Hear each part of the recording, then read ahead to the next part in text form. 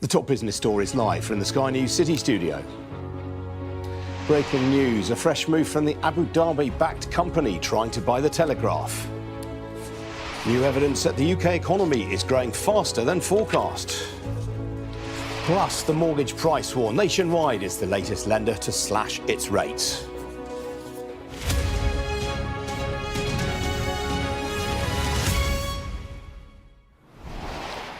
Good afternoon, this is Business Live with me, Ian King. We begin with some breaking news this afternoon, and the Abu Dhabi-backed company trying to buy the Daily Telegraph is proposing to amend its corporate structure in an attempt to allay fears about media freedoms.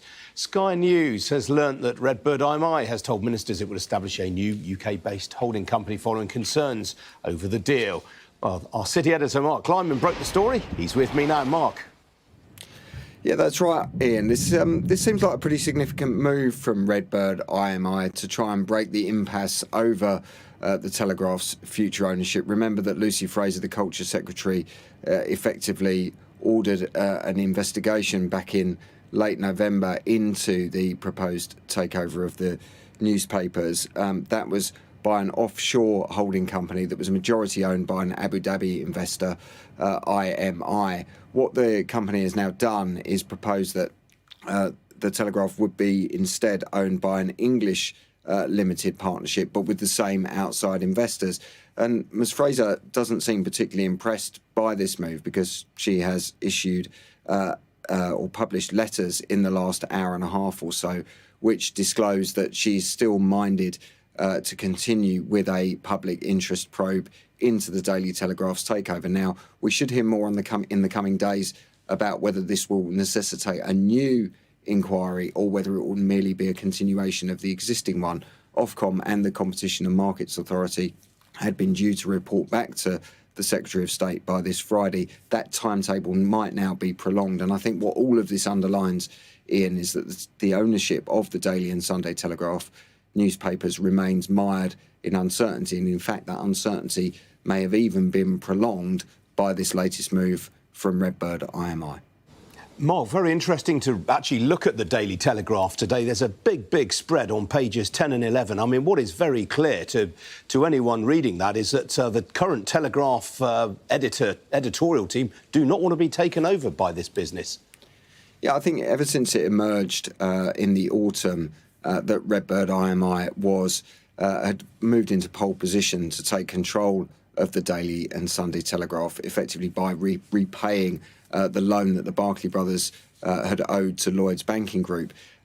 It's been pretty clear that leading parliamentarians, including a number of former Conservative Party leaders and the editorial leadership of the Telegraph papers themselves, have been pretty vocal in opposing this move because of concerns about media freedoms in the Middle East.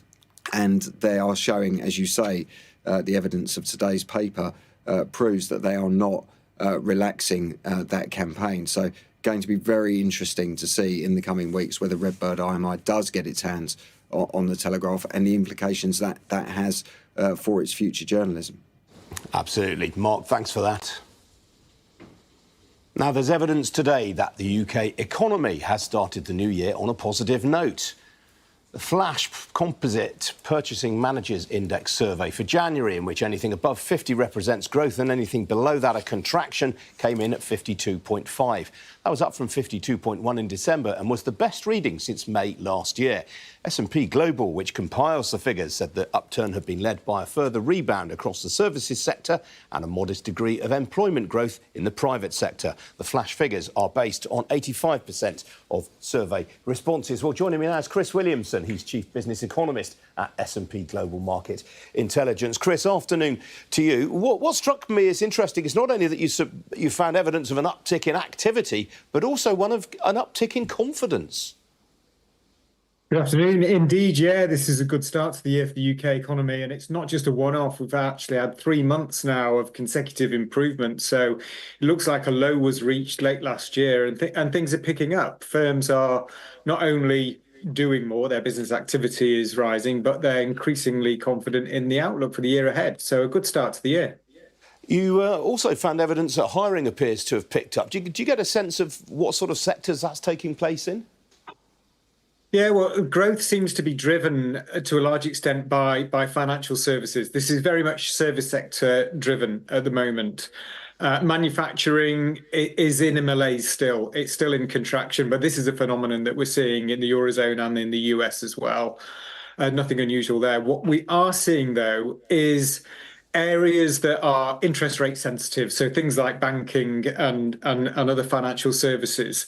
What's happening there is that people are pricing in lower interest rates in 2024. So they're hoping that the Bank of England are going to start cutting interest rates. So that's stimulating a lot of demand. Things like mortgages, those mortgage rates are coming down from the peaks that we had late last year, and that's stimulating this new activity, growing confidence in the economy, and as we saw, encouraging firms to take on more staff as well. You did find some evidence of delays to shipping due to what's going on in the Red Sea right now, and also higher freight costs. Yeah, it wasn't all good news. From the Bank of England's perspective, it's been watching the service sector very closely because that's where all the inflation pressures are at the moment, notably from wages. Now, one of the encouraging things we saw is those price pressures in the service sector continue to come down a bit. But this is like a game of whack-a-mole. Manufacturing prices, which have been the big downturn in inflation led, they're starting to rise again. And what we saw is supply chain issues stemming from all these disruptions in the Red Sea. The longer shipping times and longer insurance costs for those shipping are feeding through to manufacturing now, and that's driving up their costs. So just when the inflation picture was really starting to look quite promising, you've got this new reignition of manufacturing price pressures. It's very low at the moment, but the concern is that this is something that could continue to intensify in the months ahead and maybe call into question some of those rate cut expectations. So if people do start to think, hang on, maybe the Bank of England won't be cutting interest rates quite as aggressively as we thought next year, there's the danger that the financial services upturn that we've got could lose some steam.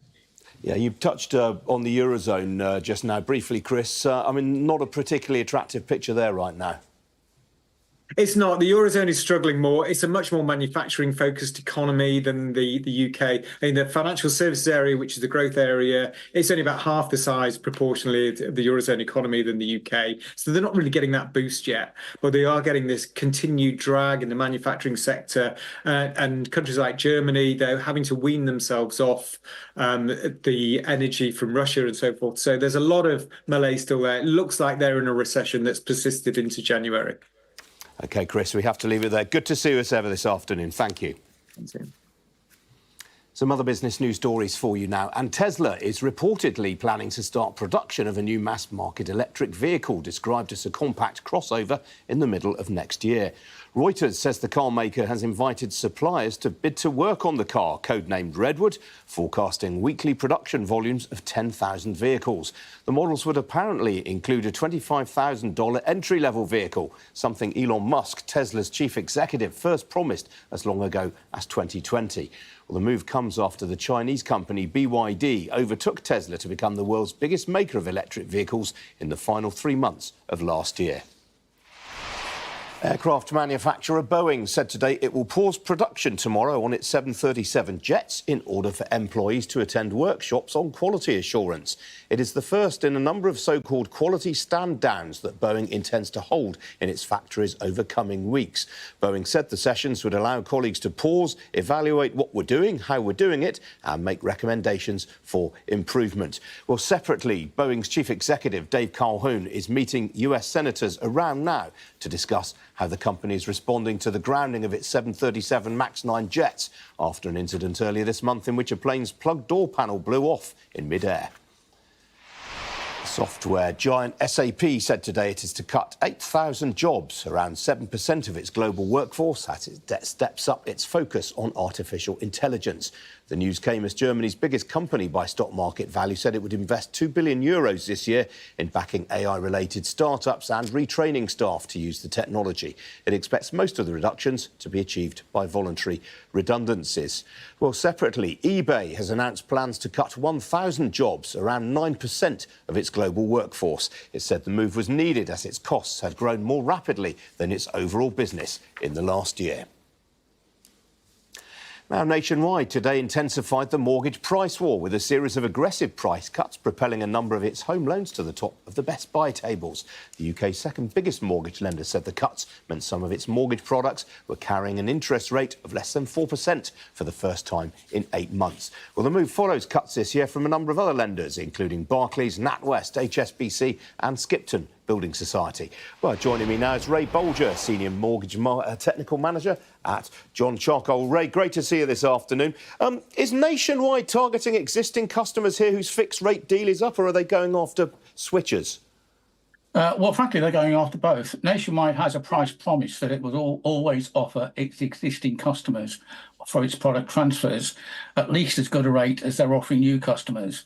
So I think that what Nationwide have done today is to bring their rates in line with the most competitive rates on the market. And in fact, at 3.85%, they have, the most competitive 5-year fix on the market for people with a big deposit. Now, Nationwide were the last of the 6 biggest lenders to cut rates in this latest round. Does this mean this latest sort of skirmish in the price war is at an end? I think that's right. We've actually seen 1 or 2 lenders start to push rates up a little bit. So after a fairly sharp drop in the cost of funds earlier this year, swap rates, gilt yields have now settled down. So I think we're now in a situation where these sub 4% 5-year fixes are about as low as we're going to go, for the next couple of months or so at least. Clearly, we expect rates to fall further later on in the year. But at this stage, yes, I think we're in a situation where we'll see a few lenders pushing rates up, a few lenders cutting them, depending on how competitive they want to be at any one time. Yes, an interesting point you just made there, because I think Santander yesterday actually put rates up only 5 days after cutting them. What's going on there? Were they just sort of trampled in the rush and decided they had to withdraw these products? Yes, they only pushed rates up by between 10 and 20 basis points. But lenders need to manage their volume inflows quite carefully. They clearly want to achieve their lending targets, but they don't want to be inundated, which then means they struggle to process all the applications. So we have seen over the course of this year so far, several lenders adjust their rates several times over the course of a week or two. Coventry, in fact, are announcing some rate changes. Just announced some rate changes, and that will be their 3rd rate change in less than a fortnight. So yes, that is getting quite noticeable at the moment. Very interesting. Sorry, Ray, do go on. No, I was going to say it does make life challenging for mortgage brokers and clients because, of course, we have to keep on top of all these price changes. And as rates change, in some cases, that will require re-advising clients on what they should be doing. Yeah, I don't know how you do it, Ray. Looking at what the Nationwide have just done, I mean, all the products in which they've cut rates, and in some cases they've launched new products, all of them seem to carry a fee. Is that par for the course these days? Absolutely. Most lenders will actually have a range of rates with different fees, and Nationwide have just introduced an additional fee level. So if you've got a small mortgage, then the fee becomes disproportionately important. So you probably want to go for a deal with no arrangement fee, even though it will have a higher interest rate. If you've got a really big mortgage, then you might be better off going for a deal with a fee as high as £1,500 or £2,000 to get a lower rate. So offering a choice of trade-off between rate and fees is good news for customers because they can choose the rate that suits their mortgage size.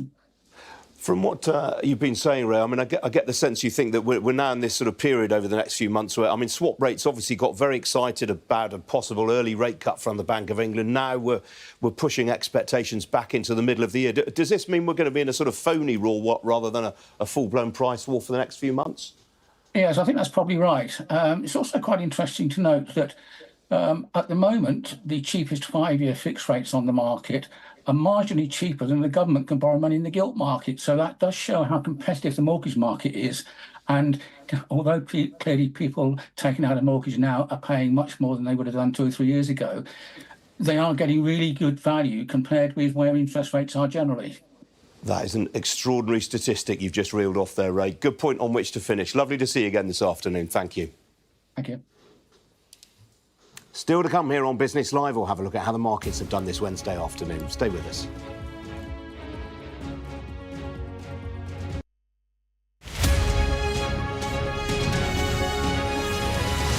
I mean, she's a very interesting woman. The more you kind of get to know her, the more you want to know about her, really.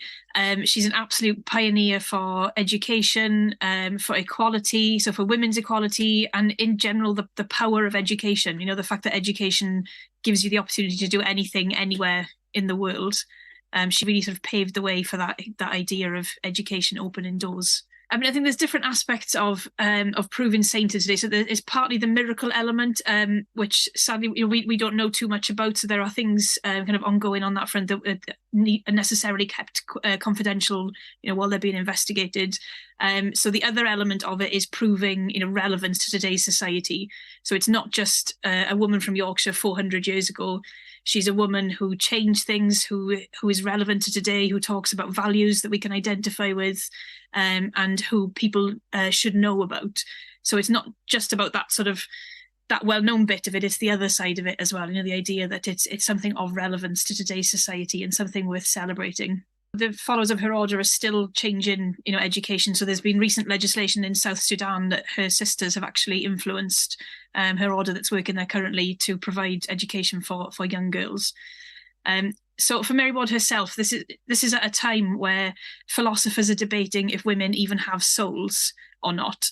So women are just seen as, wives and mothers, that's all they're there for.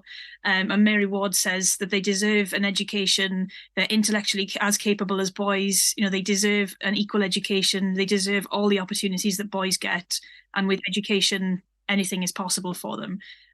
It's very modern as an approach.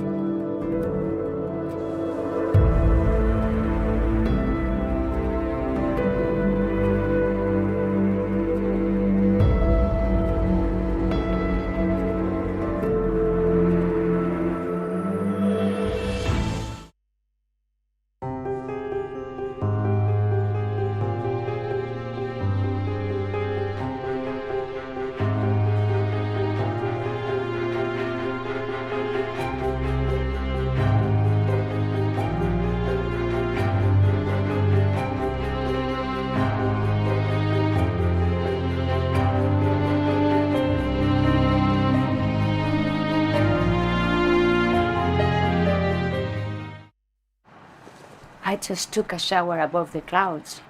You know why? Because this is the Emirates A380.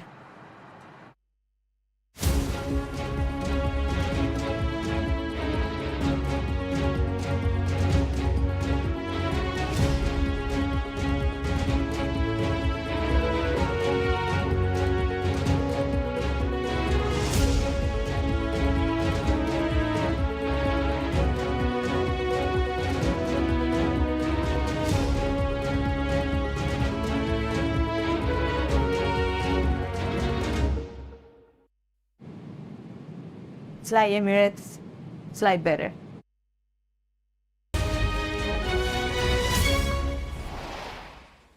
Well, equities in Europe have finished to the upside this afternoon. All of the main continental European indices finishing around 1% higher.